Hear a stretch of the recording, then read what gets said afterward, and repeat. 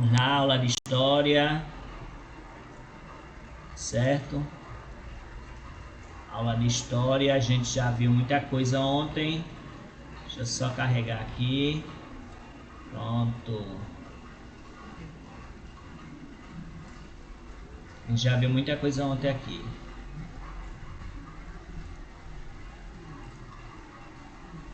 Certo? Ô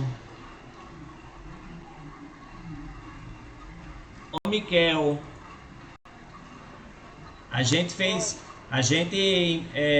eu mandei printar essa página já aqui.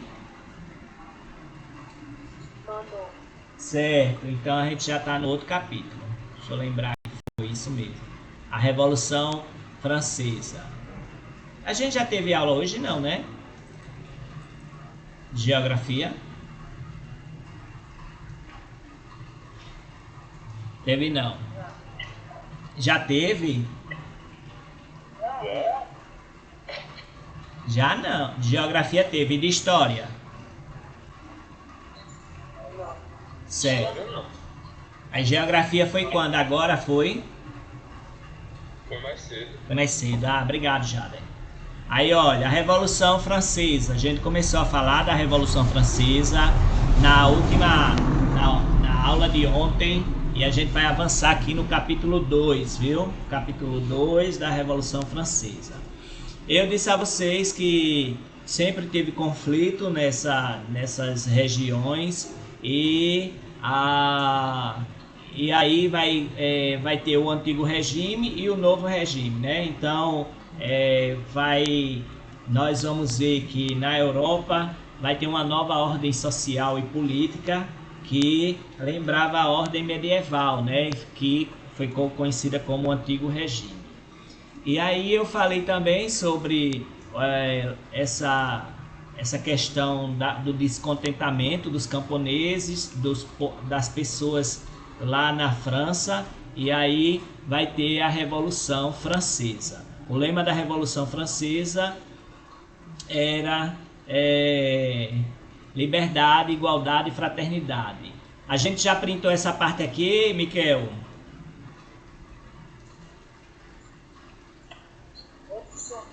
Já printou essa parte aqui ou não? Deixa eu ver. Veja aí no grupo.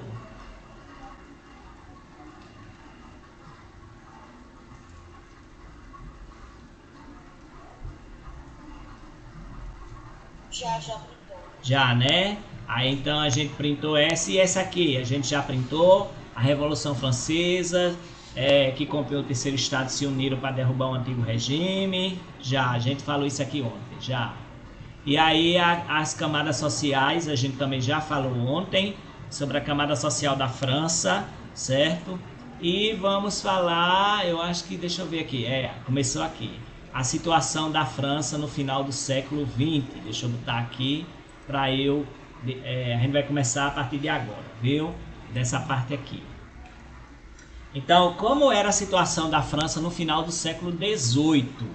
Então, a França ela se envolveu nessa Guerra dos 7 Anos e o auxílio econômico e militar oferecido pelos norte-americanos na Guerra da Independência deles fizeram com que os cofres públicos, a gente já viu isso aqui também, ficassem muito caros, né, sobrecarregados, bem pesado de imposto e tudo mais.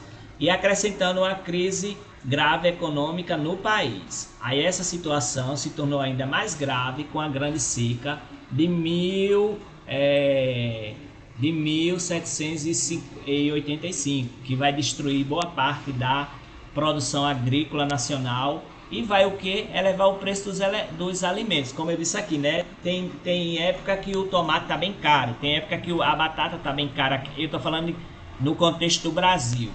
Aí tem hora que a batata tá bem cara, tem hora que tá a cenoura, tem hora que tá a tomate, né? Então tem hora que tá o frango, tem hora que tá a carne. Então acontece isso sempre quando ocorre uma seca. Isso também ocorreu lá em 1785. Para contornar a crise era preciso aumentar a arrecadação E quem iria pagar os novos impostos? Claro que a nobreza e o clero não quiseram. Então, o terceiro estado, que são os camponeses e tudo mais, eles já não podiam arcar com mais impostos ainda. Então, em 1788, outra grande seca provocou a falta de alimentos na França,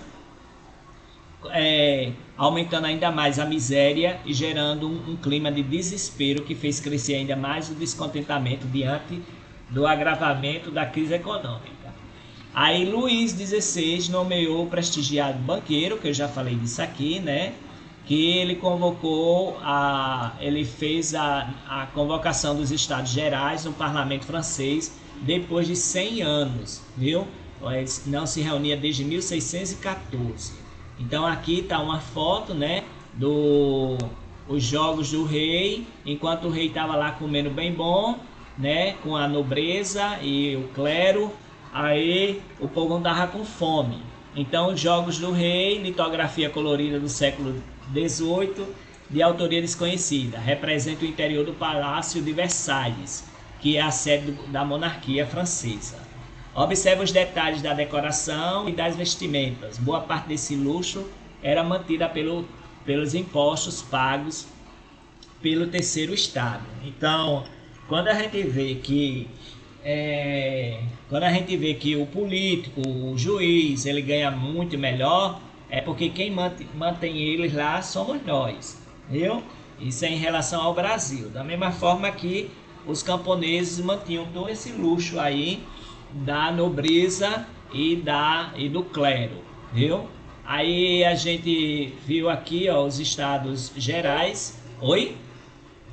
Naquela época, porque só os nobres tinham direito de votar. Justamente, naquela época só os nobres só tinham direito de votar, de ter os melhores cargos na sociedade e tudo mais. Enquanto isso, nós pobres mortais, né, que não fazíamos parte dessa classe da elite, aí não tínhamos acesso. Então você vai ver aí, ó, os jogos do rei, como era, né, muita gente com as melhores roupas, né, com os candelabros, tudo obra de arte, com tudo, né, tudo aí mostrando a grandiosidade, como era suntuoso o local e as pessoas. E o rei tá ali, né, jogando lá na mesa dele, e as mulheres conversando, os homens conversando, as mulheres paquerando os homens e tudo mais, né, que a gente sabia que acontecia. Aí eu vou pedir para Jada ler sobre os Estados Gerais. Leia aí, Jada, para mim, por favor. Os Estados Gerais? É. O parlamento francês era chamado de Estados Gerais, porque neles se reuniam os representantes dos três estados que compunham a sociedade francesa. Cada estado tinha direito a um voto, independentemente do número de pessoas que interessassem. Esse sistema dava enorme vantagem ao Professor, pode aumentar a tela para mim, por favor? Certo, só um minutinho.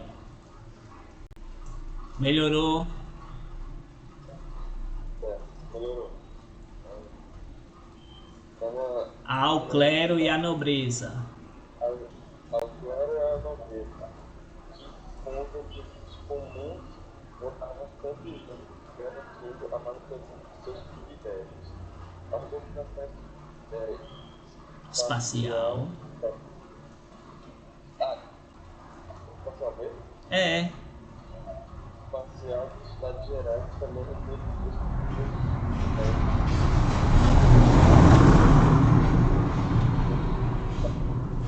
a posição central e acima dos demais representantes. À frente do monarca, a sua direita e a esquerda ficavam primeiro e segundo estado. E mais ao fundo, os membros do terceiro estado. Então, aí aqui é representado nessa tela, certo? Como era a monarquia e a abertura dos Estados Gerais em 5 de maio de 1789, de Auguste Cordeiro. Aqui tem um rei, ó, o rei está aqui em cima, né? Aí tem o clero que está aqui, ó, segundo estado. Aí tem o príncipe, que é o herdeiro. Olha só que ele está bem próximo do rei. Aí tem o terceiro estado, que é o povão, mulheres entre o público, que ficava fora, né? E a nobreza, que é o segundo estado aqui, né? O clero e a nobreza, segundo estado, e o povão aqui é o terceiro estado. Então era assim que era como o parlamento lá no Palácio de Versalhes ele se reunia, viu? Então o parlamento se reuniu no Palácio de Versalhes em 5 de maio de 1789. Na abertura dos trabalhos, o terceiro estado exigiu a substituição da tradicional votação por estado pela votação por deputado e esperava contar com o apoio do baixo clero e de nobres liberais. E assim obter a maioria absoluta dos votos, derrotando as ordens privilegiadas. Mas a recusa da proposta fez Luís XVI determinar o encerramento das atividades parlamentares e o fechamento da sala, certo? Então Luís XVI, um ditador aí. É o fechamento da sala onde se encontravam os deputados. O terceiro estado se reuniu em uma outra sala do palácio, onde os cortesãos costumavam jogar pela. Pela é uma espécie de jogo de tênis em quadra coberta. E aí eles se juntaram alguns membros do baixo clero e da nobreza togada. E ali no chamado juramento da sala do jogo de pela, eles se autoproclamaram em Assembleia Nacional Constituinte, contando com o apoio de grande parte do povo de Paris e de seus arredores. Então, teve essa revolução. Então, a Constituição, deixa eu diminuir só um pouquinho mais, ficou muito pequeno. Pronto. Aí a Constituição, Assembleia Nacional Constituinte, de 1789 a 1792. Enquanto Luís XVI reunia suas tropas para controlar os deputados rebeldes e sufocar as manifestações de apoio à Assembleia Nacional, a população de Paris organizava milícias, que é aquele grupo armado que não integra o exército do país, né? Lá no Rio de Janeiro tem muita milícia, né? Então é isso, para enfrentar as forças absolutistas. Em 14 de julho, um grande número de populares, incluindo mulheres, invadiu e tomou a prisão de Bastilha, praticamente desativada, acreditando haver ali muitas armas e prisioneiros.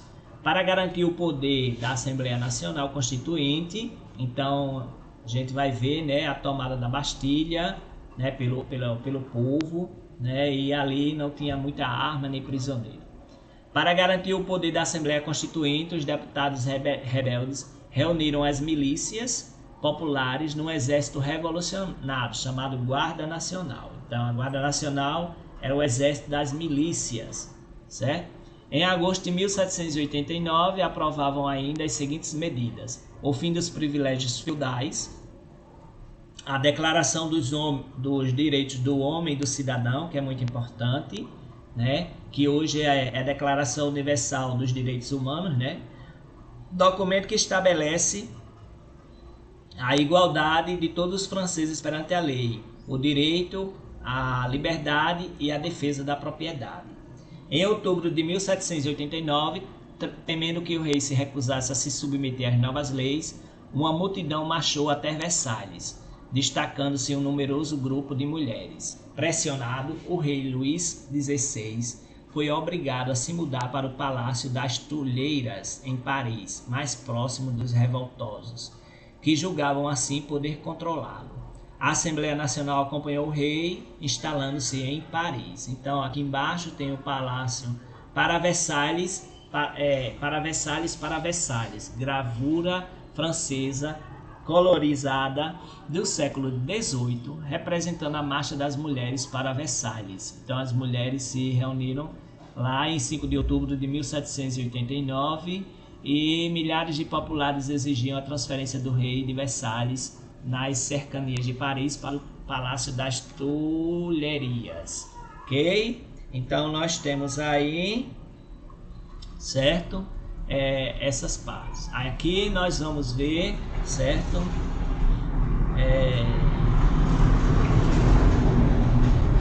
Só um minutinho.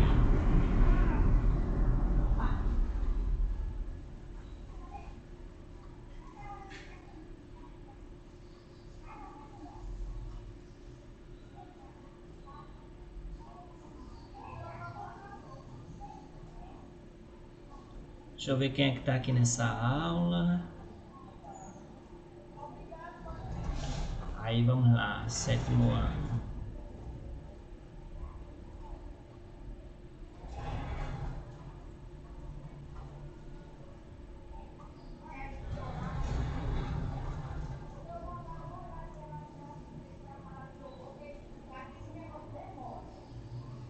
Só um minutinho. Vou marcar porque aí todo mundo já viu.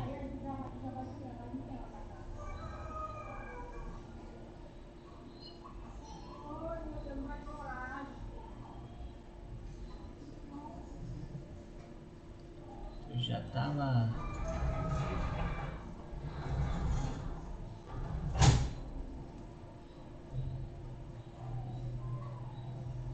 Só um minutinho. Pronto. Aquela época da França antiga era terrível. É muito tumulto, muita guerra, certo? Voltando aqui. Naquela época, eu nascia nobre ou eu nasci na pobreza. Eu também, eu teria nascido na pobreza mesmo. Aí vamos lá. No interior, os camponeses inspirados pelo levante urbano se revoltaram contra os antigos senhores, invadindo castelos e queimando documentos sobre dívidas e obrigações que os ligavam aos nobres. Estes reagiram com violência contra a população rural. Boatos sobre novas insurreições populares se espalharam de tal forma que o período ficou conhecido como Grande Medo, certo? Então, o Grande Medo aqui é essas histórias espalhadas de invasão de casa, de tudo mais. Mas isso aqui é referente aos ricos, viu? Os pobres invadindo a casa dos ricos para pegar e falar, pegar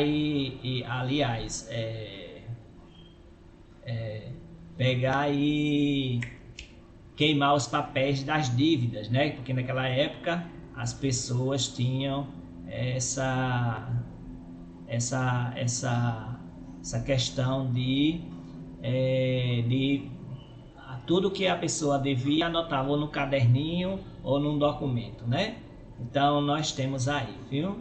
Deixa eu ver aqui quem foi que faltou. Darlan tá aí. Olha aí, Jada, meu querido, pra mim aí. Darlan tá aí? Não. Tá não, né? Everton tá aí? Everton tá. Maísa tá aí? Mas eu também. Letícia? Letícia também tá. Maria Luísa chegou. Natália chegou? Natália veio não. Deixa eu ver se ela tá aqui esperando. A mãe dela disse que ela ia entrar e agora não entrou não. Vou botar falta.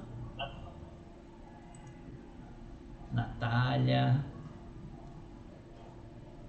Aí. Natália. Deixa eu ver quem mais. Natália. E só. Pronto.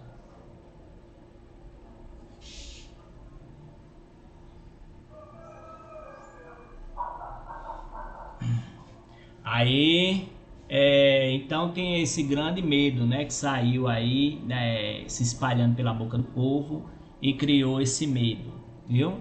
Para resolver a crise financeira que se agravava com a rebelião, os deputados decidiram confiscar os bens da igreja, tornando cidadãos comuns os indivíduos pertencentes ao primeiro estado, por meio da constituição do clero. Então, isso aqui é importante também para vocês entenderem como é que a igreja já começou a perder um certo poder na Revolução lá da França. Os padres que não juraram esse documento foram chamados de refratário e considerados inimigos da Revolução. Assustada com esses acontecimentos, parte da nobreza fugiu para outras cortes europeias, a fim de buscar apoio militar para pôr fim à Revolução. Porém, considerado o movimento um problema interno da França, os monarcas estrangeiros preferiram não interferir no conflito. Essa postura só se alterou quando esses reis perceberam a simpatia de seus próprios súditos com a Revolução Então, o temor de que ocorresse o mesmo em seus domínios se tornou mais sensíveis aos apelos dos nobres franceses emigrados. Então, esses nobres foram para outros países, aí eles disseram, não, é questão de vocês lá, questão interna, a gente não pode intervir no país do outro. Só que eles começaram a ficar com medo, porque se chegasse até os países deles, né, seria um problema sério, e isso aí fez com que eles ficassem mais atentos a essa questão. Em 1791, Luís XVI decidiu fugir do país para se juntar ao imperador austríaco Leopoldo II. Surpreendido na fuga, já perto da fronteira, ele e sua família foram obrigados a voltar a Paris, certo? Então, ó, aqui ó, a gravura, né? Luís XIV foi detido em Varennes, nordeste da França, quando tentava fugir para a Áustria. Na imagem vemos a carruagem levando a família real seguindo pela estrada de volta a Paris, escoltada pela Guarda Nacional, e essa gravura é de 1791, certo? Então vocês vão ver aí, ó. Aí eles não saíram de forma alguma. Então a Assembleia Nacional Francesa aprovou em 26 de agosto de 1789 a Declaração dos Direitos do Homem e do Cidadão. Leia a seguir alguns dos seus artigos e observe a tirinha a seguir, que também trata desse assunto. Os homens nascem e são livres e iguais em direitos. Os homens nascem e são livres e iguais em direitos. As distinções sociais só podem fundamentar-se na utilidade comum. Artigo 2. Artigo 2º. A finalidade de toda a associação política é a conservação dos direitos naturais e imprescritíveis do homem. Esses direitos são a liberdade, a prosperidade, a segurança e a resistência à opressão. Artigo 4º.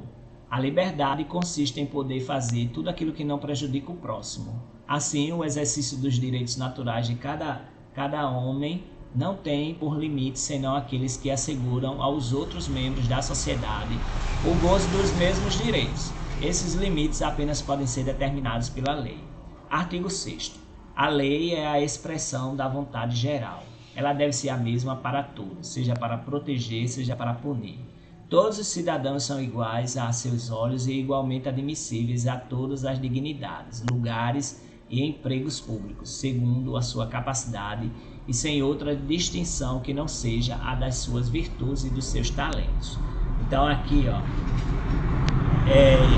aí vem a mulher aqui, ó, e eu, hein, onde é que eu apareço nessa declaração de direitos? Melhor ir nos buscar um chá. Então, com biscoito lá. Então, os homens fazendo uma declaração dos direitos humanos, mas não bota direitos do homem, né? Ao invés de botar direitos do cidadão, da cidadã e das mulheres também, incluindo aí.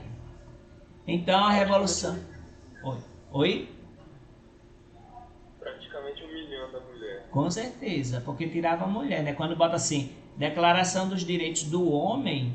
Não está falando aí o homem no sentido amplo, mas o homem no sentido restrito, né? É o homem do sexo masculino. Então aí, ó, no período que antecedeu a Revolução Francesa, vimos que havia uma tensão entre os três estados que compõem a sociedade da França. O primeiro e o segundo estados tinham uma série de privilégios, o que contrastava com a pesada carga de impostos e condições de vidas precárias da maioria da população que fazia parte do terceiro estado.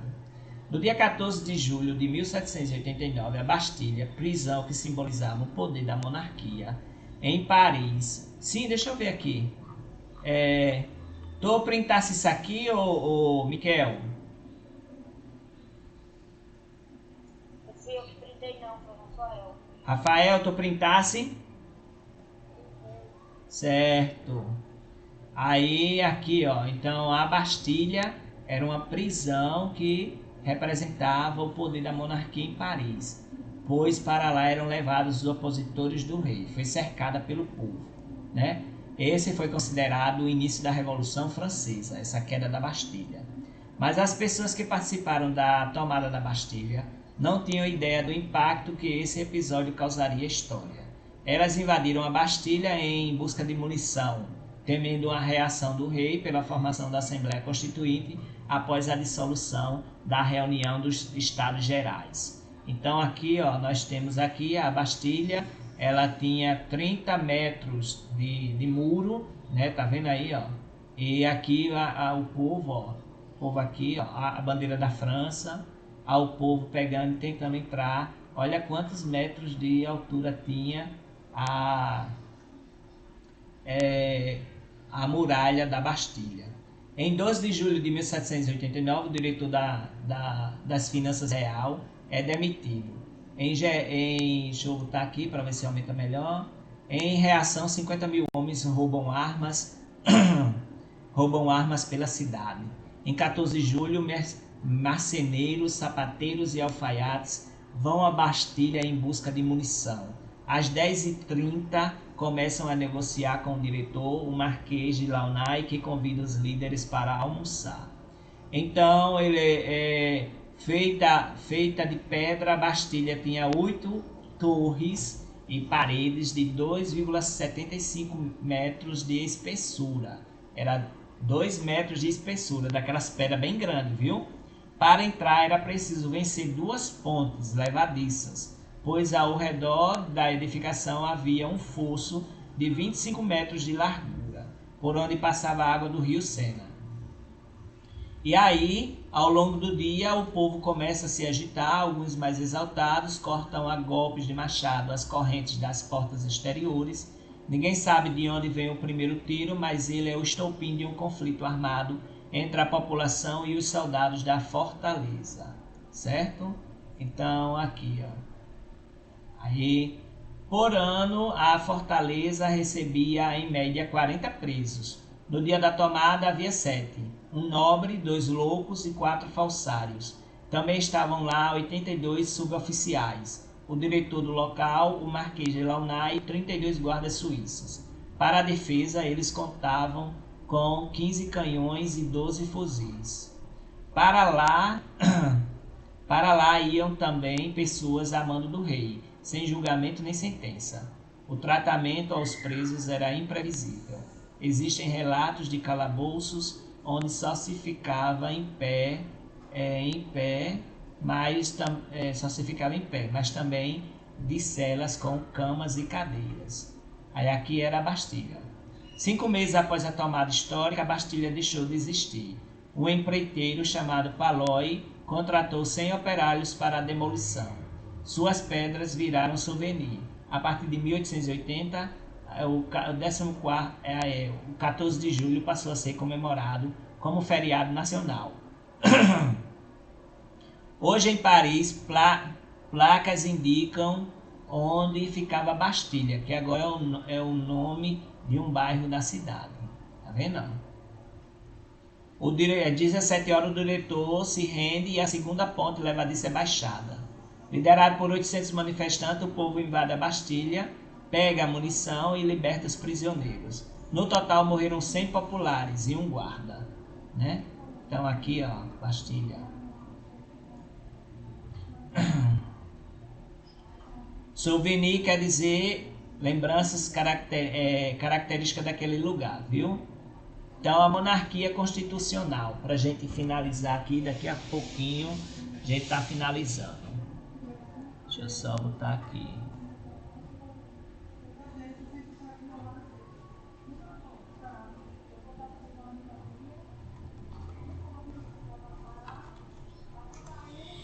Aí a monarquia constitucional. O terceiro estado era bastante heterogêneo, e essa característica se referia na composição da Assembleia Nacional. De modo geral, ela era dividida em 3 grupos: os girondinos, jacobinos e a planície ou pântano, viu? Então, os girondinos representavam a alta burguesia, defendiam a monarquia constitucional e a moderação revolucionária. Sentavam-se à direita do plenário, sendo chamados de partido de direita. Tinham entre seus líderes Brissot, Varguineau e Gaudet. Deixa eu só aqui falar com o professor para liberar ele.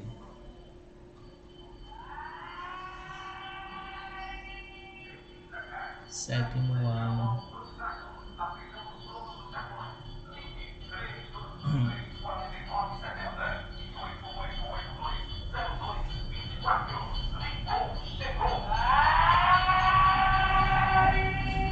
Olha a promoção da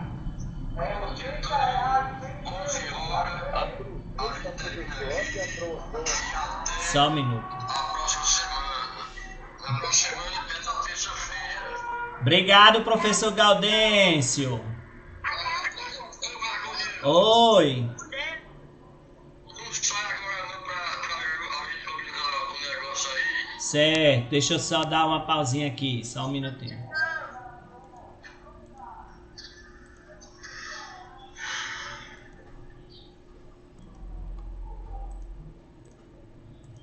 Pronto, voltei. Pra gente encerrar aqui, certo?